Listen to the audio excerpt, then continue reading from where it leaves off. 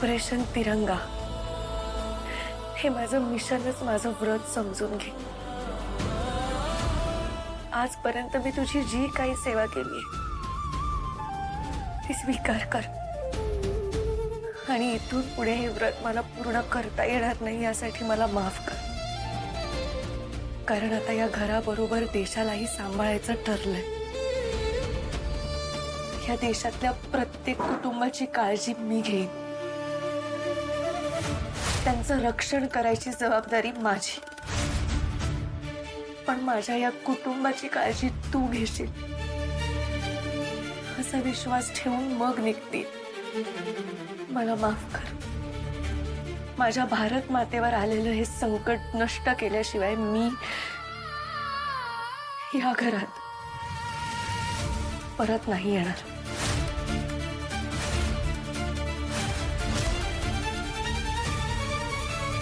नशीब हा माझा आवाज ऐकून बाहेर येण्याचे कष्ट तरी घेतलेत तुम्ही।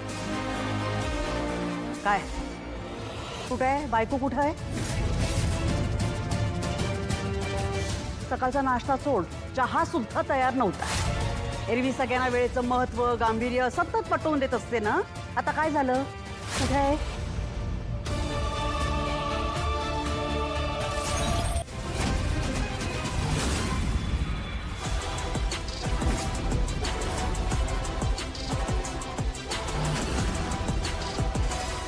काय रे, एवढ्या जवळून बोलते ना मी तुझ्याशी, तरी माझे शब्द तुझ्या कानापर्यंत पोहोचत नाहीयेत का?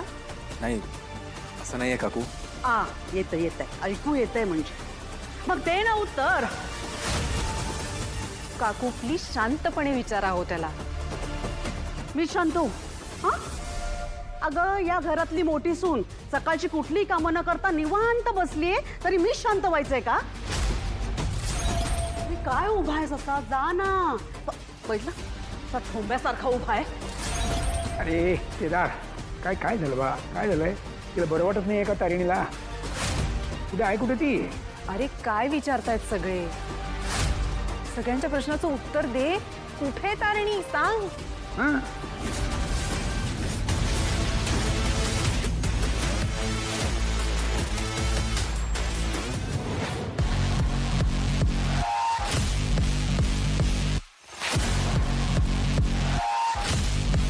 केदार मगाशी शोधत होता तारिणीला। शोधत होता? शोधत होता म्हणजे निघून गेली की काय?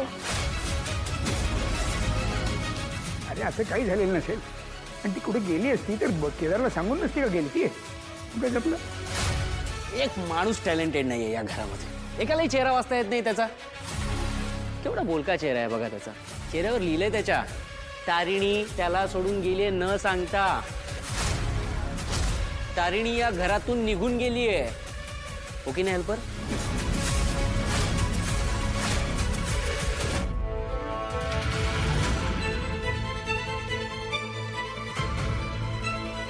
मला असं वाटतंय की ती घरातच कुठेतरी असणार। काकी तुम्ही घरात बघितलं का?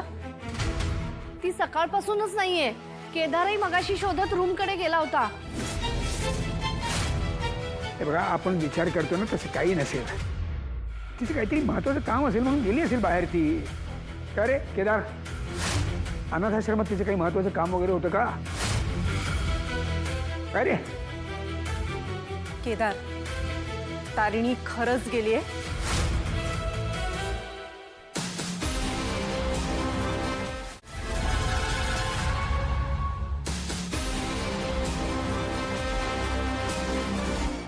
केदार, कुठे गेलीये तारिणी? तिला आत्ताच्या आत्ता फोन लाव।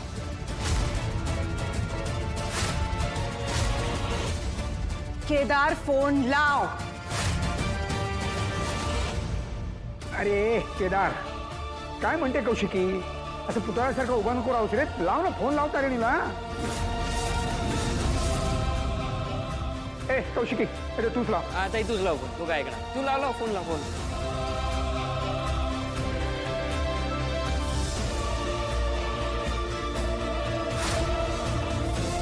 आपण ज्या नंबरवर कॉल करीत आहात तो सध्या बंद आहे।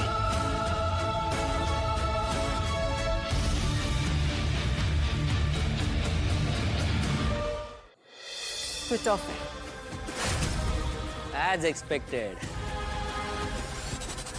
ताईने हे जे काय वागले ना ते मला अजिबात पटलेलं नाहीये. अशी न सांगता निघून गेली म्हणजे काय? हा बाबा तुम्ही प्लीज चिडू नका. हे बघा तारिणीवर विश्वास ठेवा. काही महत्वाचं असल्याशिवाय ती नाही जाणार असं. घरच्यांना न सांगता परस्पर निघून गेली आहे. हा? हा बेजबाबदारपणा आहे. तिला प्लीज पाठीशी घालू नकोस.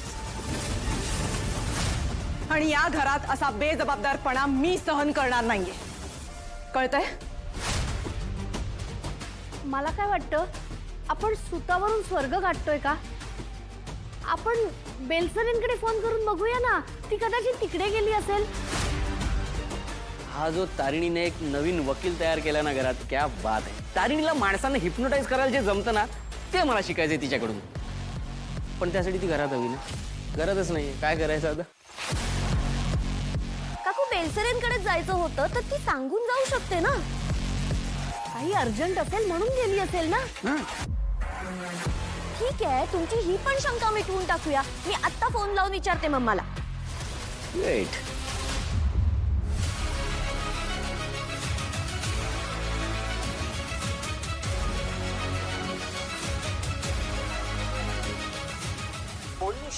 हा मम्मा, तारिणी आली आहे का ग तिथे? नाही आली. बघ ना जरा सुमी आजीच्या रूम मध्ये वगैरे. अगं मी आत्ताच त्यांच्या खोलीत नाश्ता देऊन आले. अगं निशू, पण काही झालंय काय? अगं मम्मा, काय सांगू तुला, उद्यापन सोडून ही निघून गेलीये मैत्रिणीकडे. सगळा घोळ घालून ठेवलाय तिने.